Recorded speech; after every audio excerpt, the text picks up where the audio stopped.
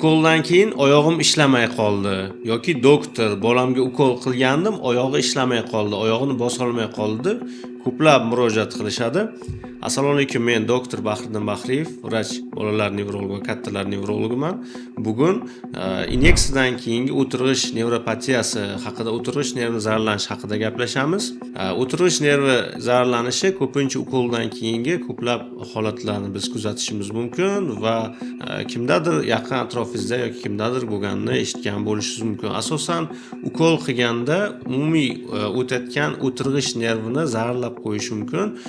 Buning sababi asosiy noto'g'ri ukol taktikasi noto'g'riligidan bo'lishi mumkin. Birinchi sabab bu, ya'ni noto'g'ri joyga ukol qilish yoki chuqurroq ukol qilib qo'yish mumkin bo'ladi.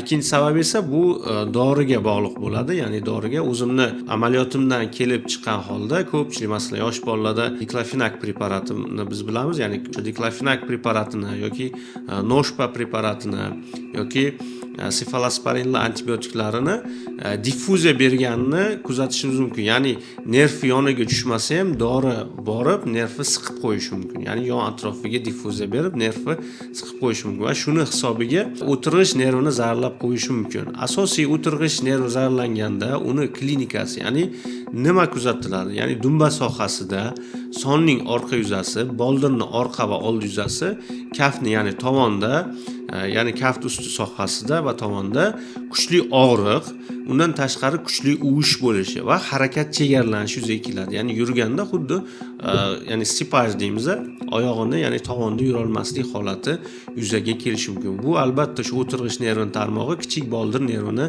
zararlanishi ko'pincha kuzatilishi mumkin.